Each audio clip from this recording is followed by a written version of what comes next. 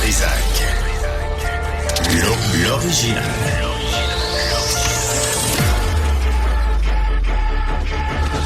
Du Trisac. Votre plaisir coupable. Lundi, on est quoi? On est le 1er juin? Sac à moi. 1er juin, je vous rappelle que vendredi prochain, je suis slacké. Fait que j'ai plus de job. Peut-être me présenter pour le Parti libéral du Canada. Je vais rencontrer M. Carney. Ça a l'air qu'il y a de la place dans Laurier-Sainte-Marie. Peut-être avoir un spot. Hey, on sait pas. Les opportunités, ça se présente comme ça. Fédéral, les conditions sont bonnes. Salaire est bon en chien. Bon. Quand t'es ministre, tu vas avoir des semaines de vacances. Tu deviens indépendant de fortune. Bon. Ça marche demain. La magie opère déjà. Je me dis, je vais le gosser un peu, parce que on va faire l'intro de l'émission tantôt, là, puis je vais vous dire que on va parler de vieillissement, parce que, as-tu entendu le disque de Paul McCartney? Non, j'ai pas entendu. Qu'est-ce que tu fais de tes journées? Tu fais plus rien, là. Mais il y a pèse en plus, cet album-là. C'est vraiment J'ai bon. aimé ça. Oui, hein? Ouais. Ma fille, ma plus vieille, m'a offert le disque, le vinyle hier. On l'a écouté une première fois.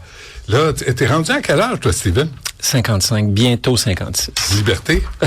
Liberté 55? Tu l'as trouvé, hein? T'as dit, hey, moi, that's it, fuck off, là, Ottawa, je m'en vais. Bye tout le monde. Ouais, t'as bien fait. Vous l'avez reconnu, Stephen Guilbeault.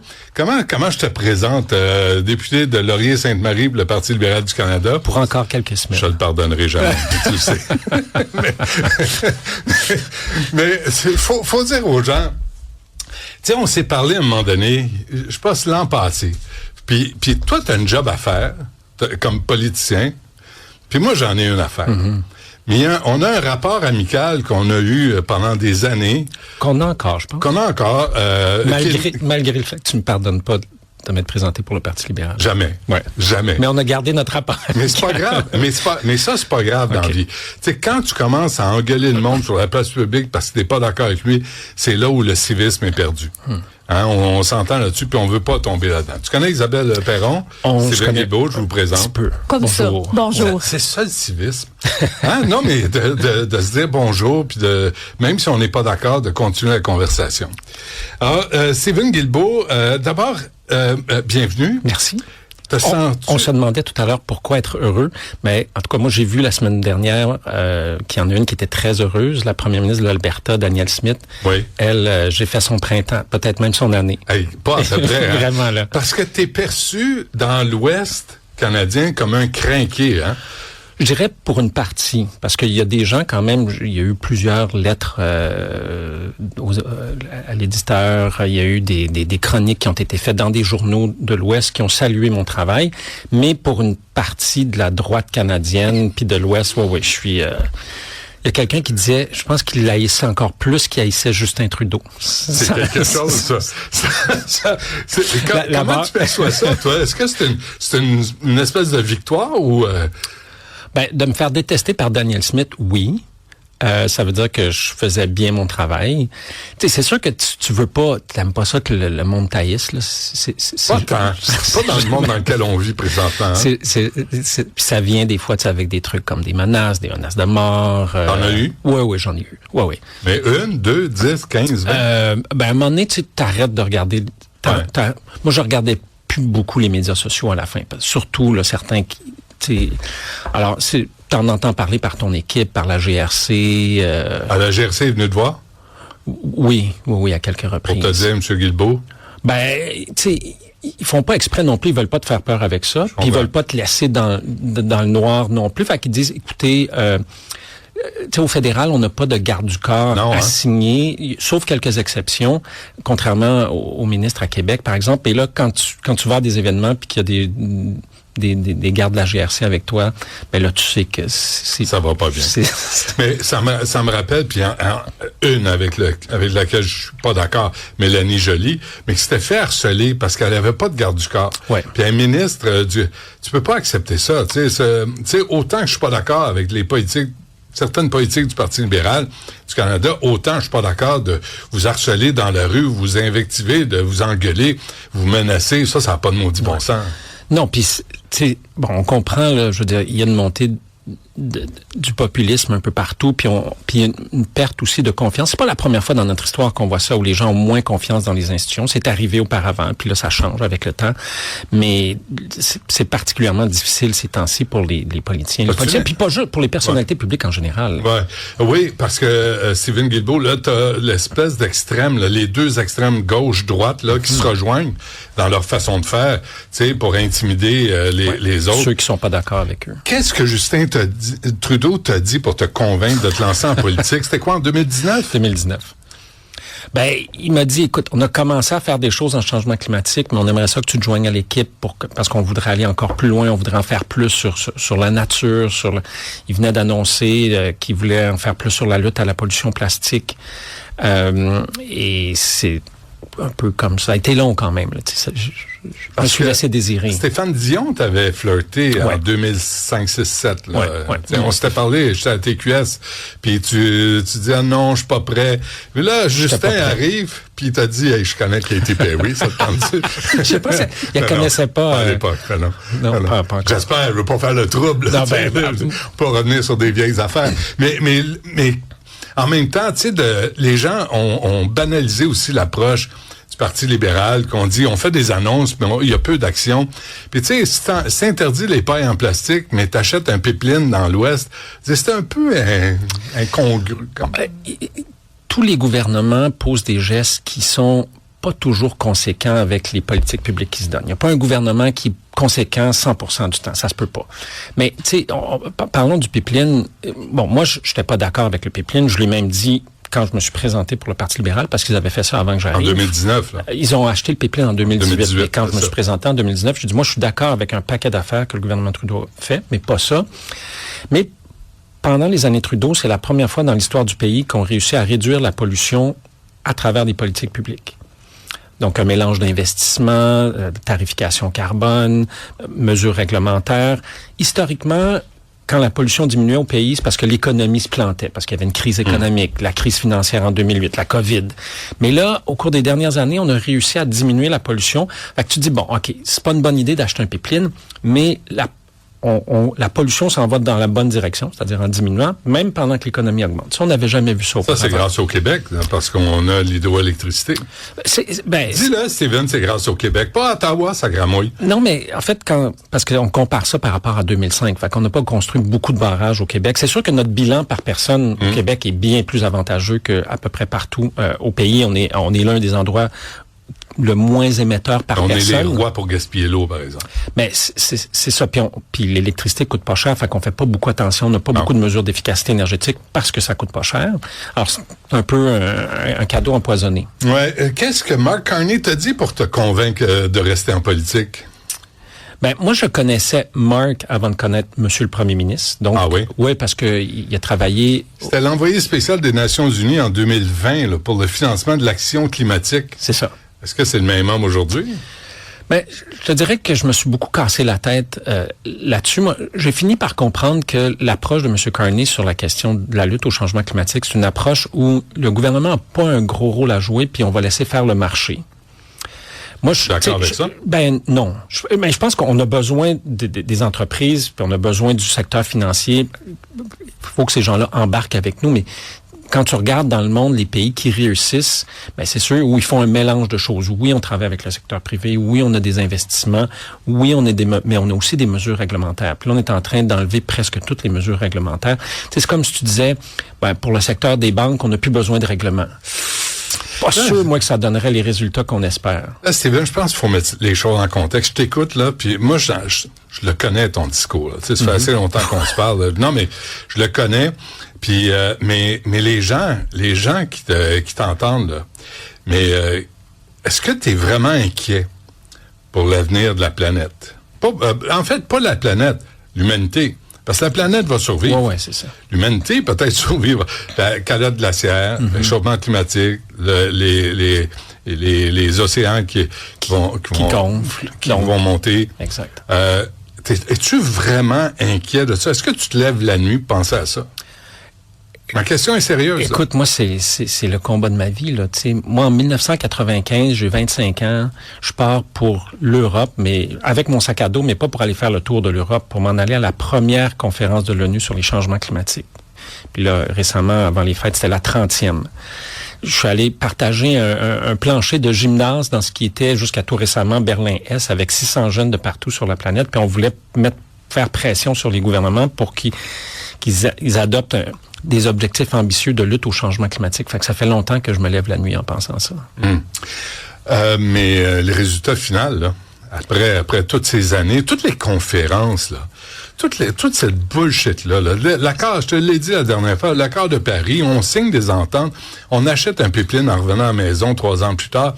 C'était une joke. Puis tous les jets privés qui t'amènent là, les limousines qui te traînent là, Steven, c'est un cirque. Avant l'accord de Paris, tu sais, là, les bouleversements qu'on voit climatique, c'est avec 1 degré Celsius d'augmentation de température par rapport à la moyenne de la planète. Alors, tout ce dont tu parlais tout à l'heure... les incendies de forêt. En 2020, selon le Bureau de l'assurance du Canada, ça coûtait à peu près 300 millions par année, le coût des catastrophes naturelles. En 2023, c'était 6 milliards. En 2024, c'était 8 milliards. Sous quelle forme? Ben, quand il y a une inondation, quand il y a des feux de forêt. Puis tu sais, on paye tout pour ça, là. C'est nos taxes. Quand le gouvernement du Québec, quand le gouvernement fédéral doit aider des gens, on reçoit pas de facture à la maison. Voici votre facture cette année pour les changements climatiques, mais on paye tout pour ça. Avant l'accord de Paris, on se dirigeait vers un monde où la température allait augmenter d'au moins 4 degrés Celsius. Donc, 4 fois plus de réchauffement que ce qu'on voit présentement. Là, d'après ces mêmes experts-là, on se dirige plus vers un peu plus que 2 degrés Celsius. Alors, c'est encore trop, mais c'est beaucoup mieux. Mais si t'as pas la Chine puis l'Inde, là. Ah, mais la Chine puis l'Inde, écoute, la Chine, une voiture sur 2 vendue en Chine, c'est une voiture électrique. Ouais, mais comment ils font l'électricité, Steven? Ils sont en train d'éliminer le charbon en Chine. Quand tu regardes les courbes, là, c'est devenu le plus grand producteur d'énergie solaire, le plus grand producteur d'énergie éolienne. À une époque, il y avait 1 lac sur 2 qui était pollué en Chine. Ils ont fait des progrès, tu sais, puis je suis pas en train de te dire que je suis... Il y a des enjeux avec la Chine, là. Ah oui. Mais quand on regarde les progrès qu'ils ont fait sur la question environnementale, moi, je suis allé à Beijing 2 fois dans les dernières années, puis tu te promènes en vélo, là, puis le ciel est bleu, il y a à peu près plus de pollution, tu sais. Ça a beaucoup changé. Alors, mais l'Inde, même chose en Inde. C'est 1,4 milliard, là? Oui, ils ont dépassé la Chine, sont en train d'éliminer progressivement l'utilisation du charbon pour les... Tu sais, on parle de la Chine puis de l'Inde, mais la Nouvelle-Écosse, au Canada, en 2026, produit presque 100% de son électricité, 80% par le charbon. Nouvelle-Écosse. Nouvelle-Écosse. Le premier ministre de la Saskatchewan se bat avec le fédéral. Ben, faut dire que le fédéral se bat pas beaucoup parce qu'il laisse faire, là, mais il dit, moi, je veux continuer d'utiliser le charbon après 2030, alors qu'on a un règlement adopté sous Justin Trudeau qui dit plus de production d'électricité au charbon après 2030. Puis hélas, le gouvernement Carney, jusqu'à maintenant, fait rien. Il dit à Scott, tu vas, fais ce que tu veux, mon Scott. OK. Pourquoi, Mark Carney, là, t'es au courant, là, t'es dans le secret des dieux. Ben là, moi, je suis quitté le cabinet depuis le mois de novembre. Pourquoi Marc Carney a choisi Julie Dabruzin comme ministre de l'Environnement? C'est une avocate. J'ai vérifié, c'est une avocate. Elle connaît rien à ça. De toute évidence, t'as pas besoin d'être compétent pour être nommé ministre libéral. Ben, c'était une joke, là. Je voulais juste te gosser un peu. T'as pas mordu. Non, hein. Ouais. C'est un bon public quand même. Oui, quand même. Bon, c'est compliqué faire un cabinet. Tu sais, ça te prend une diversité régionale, tu veux un équilibre homme-femme. Elle représente Toronto, là. Ouais, le centre-ville de Toronto. Mais c'est quelqu'un qui est quand même sensible à ces questions-là. Puis c'est quelqu'un avec qui moi j'ai travaillé parce que ça a été ma secrétaire parlementaire quand j'étais ministre de l'Environnement pendant 4 ans. Donc, oui, c'est quand même quelqu'un qui connaît les dossiers. On va le refaire. Dis-moi vraiment ce que tu penses. Non. Elle n'est pas compétente pour être ministre de l'Environnement, là, pour mener le combat que tu as mené. Toi, tu as eu du militantisme, tu as monté la tour CN, tu as fait des singeries extraordinaires. Là. Non, mais tu sais, t'étais juré au Pollux des francs-tireurs pour célébrer les plus grands pollueurs. Puis ça, c'était drôle, quand j'allais remettre l'espèce de trophée en poubelle, là, sprayé d'or à Alcan. On avait identifié des méchants, là, des pollueurs au Québec. C'était une façon dérisoire de dénoncer. Madame, comment elle s'appelle? Desbrousins? C'est pas là, pantoute, là.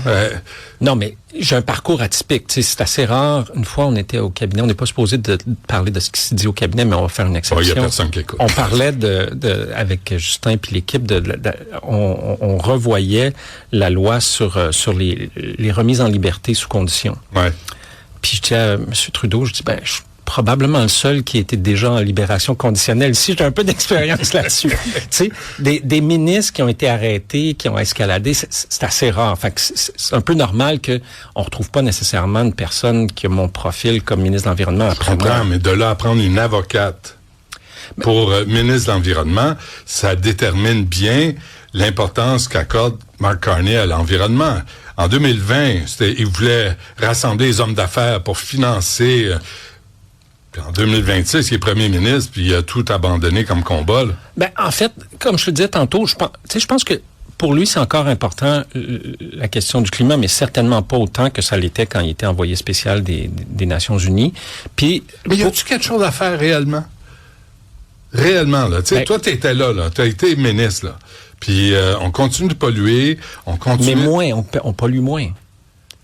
Puis je veux dire, on passera pas de 100 à 0 du jour au lendemain. On va passer de 100 à 80, à 70, à 60.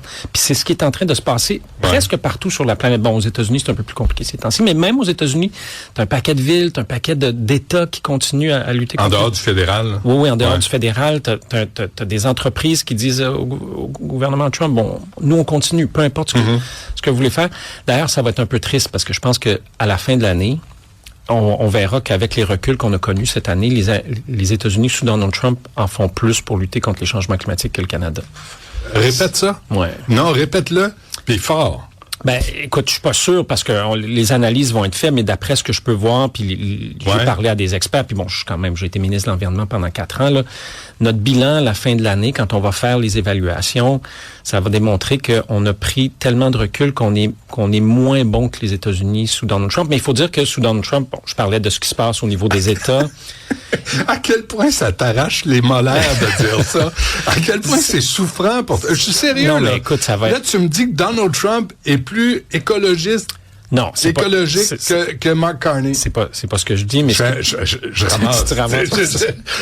Mais le bilan à la fin de l'année, entre autres parce que dans le secteur de l'électricité aux États-Unis, il y a encore beaucoup de charbon, puis là, c'est en train d'être remplacé soit par du gaz naturel ou beaucoup par les renouvelables, malgré Donald Trump. Le bilan des Américains à la fin de l'année sera probablement plus positif que le nôtre. À quel point ça te fait mal? C'est tough. Sérieux? Là. Non, mais tu sais, je veux dire, puis tu sais, le Canada, moi, je pense qu'on peut être un modèle pour bien du monde, puis on l'est sur certaines choses. Mais là, de voir ce recul-là, pour plusieurs de nos partenaires commerciaux, puis là, t'as l'Europe qui met en place des taxes aux frontières si tu fais pas assez de mesures de lutte au changement climatique dans ton pays. Fait qu'est-ce que nos produits vont être taxés par l'Union européenne? Encore là? Taxés aux États-Unis, taxés à l'Union européenne, la récession, on en récession, là, hein? Bravo, Parti libéral du Canada. Ouais. Super job, Stephen Guilbeault, toi pis ta gang. Merci à Donald Trump aussi. Non, c'est Mark Carney. Lui, il a dit qu'il allait négocier avec Donald Trump. Lui, il a dit que c'était un banquier puis qu'il allait nous mettre... Hey. C'est vrai qu'il a dit qu'il allait avoir... Mais là, tu vois qu'il parle plus d'échéancier pour l'entendre. Tu as été ministre du patrimoine. Oui. C'était pas prévu. Quand Mark Carney, en juin passé, est allé faire de la plaventrice devant le GAFAM, où vous aviez établi une taxe qui allait rapporter, sauf erreur, là, 7,2 milliards sur 5 ans. Ouais. Toi, comme ministre du patrimoine, qu'est-ce que tu lui as dit? Attention, parce que ça, t'as une taxe sur les diffuseurs numériques, mais tout ce qu'on a fait au patrimoine pour forcer les GAFAM à payer, c'est encore là. Ils payent pas? Oui. Ils payent pas. Steven, ils sont en cours, là, ils payent pas, ils veulent pas payer. Google paye 100 millions par année pour les médias. Mais on avait 7,2 milliards sur 5 ans. Et Carney a dit non, laissez faire parce que moi, j'ai de l'argent à travers Brookfield dans ces portefeuilles-là. Je sais pas si c'est exactement comme ça que ça s'est passé. Tu ramasses. Mais je pense que si tu lui demandais, le premier ministre reconnaîtrait probablement que si c'était à refaire, il le referait peut-être pas comme ça. Parce que je pense que t'as vu les médias privés qui sont aux abois. Oui, je sais. Hein? Puis tu le vois bien. Je sais que je dois te laisser aller. Là, il est 49. 2 affaires. Le 11 mai, tu disais, je suis plus dans le cabinet, mais je suis encore capable d'aider, à propos de 500 millions d'aides à la finance climatique. Le 27 mai, tu disais, hey, moi, je m'en vais. Qu'est-ce qui s'est passé entre les deux? Ben moi, je voulais voir, puis j'ai aidé aussi pour la stratégie nature où on en parlait, là, mais le Canada conserve son leadership là-dessus. Moi, je voulais voir ce qui arriverait dans le cadre de l'entente avec l'Alberta. C'était comme la dernière chose où je voulais mesurer est-ce que j'ai encore de l'influence. Puis quand j'ai vu le résultat, c'était clair que sur la question des changements climatiques, j'avais plus d'influence. Sérieusement, comment ça se passe concrètement, là, quand tu n'as plus d'influence? Comment on t'écarte des rencontres, on t'informe pas des décisions? Non, j'ai eu accès, puis probablement beaucoup plus que la moyenne des députés au premier ministre, au bureau du premier ministre, à certains ministres. Mais quand tu vois le résultat, tu dis, bon, ben, tu sais... Mais on ne t'avertit pas quand on prend une décision. Ben, puis ils sont pas obligés de m'avertir parce que je suis plus au cabinet, mais en politique, souvent, les gens, ils confondent l'accès et l'influence. Fait que tu peux avoir beaucoup d'accès des fois, puis tu peux avoir beaucoup d'influence. Tu sais, viens Steven, on vient prendre un café avec le bureau du premier ministre, on t'entretient, puis... Mais en bout de ligne, c'est le fun d'avoir de l'accès, mais si ça donne pas de résultat, ben... On achète ton silence. Tu vas faire... Non, ben... On le loue. On met... Écoute, au nombre d'entrevues que j'ai fait, et ça... Non, mais pas très on accepte ton silence, pas directement à toi, là. C'est une façon de faire. Tu l'invites, on va prendre un café, t'es fin avec, mais reste tranquille. On dit pas ça, mais tu dis, bon, c'est cool, j'ai de l'accès, mais après ça, si t'évalues pas l'influence que t'as, tu sais, puis c'est le sous-texte. Moi, je calculais que sur la question du climat, j'avais plus d'influence. OK, alors, on finit là-dessus, là, dis-moi la vérité, là. Équiterre, Nature Québec, Greenpeace, Fondation David Suzuki, Snap Québec, Fondation Rivière, Action Boréale. Moi, là, je t'appelle parce que ton Cardex est plein, là. Ton téléphone a plein de contacts, là. Tu t'en vas travailler où? Parce que t'arrêtes pas de travailler, là. Non, j'arrête pas de travailler. Bien, là. Il me reste encore quelques semaines comme député. Puis là, je suis en train de regarder mes options. Je sais pas encore. As-tu eu des invitations? Quelques-unes. As-tu eu des offres? Presque. Sérieuses? Quand même. Que tu considères? Oui. Peut-être l'international, peut-être les technologies propres. L'UNESCO? Peut-être pas l'UNESCO, mais plus du côté environnement au niveau international. Nations Unies, mais il y a plein d'initiatives sur les changements climatiques, sur la protection de la biodiversité. OK. Là, tu sors du Canada, là, tu sors du Québec. Ben, je vais rester ici. Non, mais sans sarcasme, là. Je sais que tu es dévoué à la cause, là. Je te connais un peu, là, puis je le sais. Non, mais je le sais. Puis après les ministres d'Environnement, après avoir été ministre d'Environnement 4 ans du Canada, là, tu as des invitations à l'international. Ça te permet d'avoir plus d'influence, plus d'accès aux décisions. Mais tu t'en vas pas là pour être le joli garçon, là. Tu vas travailler, là. Non, je vais travailler. Tu vas pas poser, tu vas pas avoir des voyages en jet privé, là. Tu vas pas nous faire ça. Ça me surprendrait. Ça me surprendrait beaucoup. Vas-tu les refuser? Que je te pogne? J'ai jamais... Ça va aller mal en sacramouille, Guilbeault. Je te vois embarquer dans un jet privé. Asti que t'entendras pas. Tu vas entendre parler de moi. En 6 ans, comme ministre, j'ai jamais pris un avion du gouvernement. J'ai jamais été sur l'avion du premier ministre. J'ai toujours voyagé commercial comme tout le monde. Avec le bétail. Avec nous autres. Je l'aurais pas dit comme ça. Je te le dis. Je ramasse. C'est ça le concept. T'es bon là-dedans. Oui, je travaille là-dessus. Écoute, t'es venu en vélo, je peux le confirmer. T'es dévoué à l'environnement. Puis je pense on peut pas toujours être cynique. Puis il faut penser aux générations qui vont nous suivre. Ce qu'on fait pas assez, d'après moi.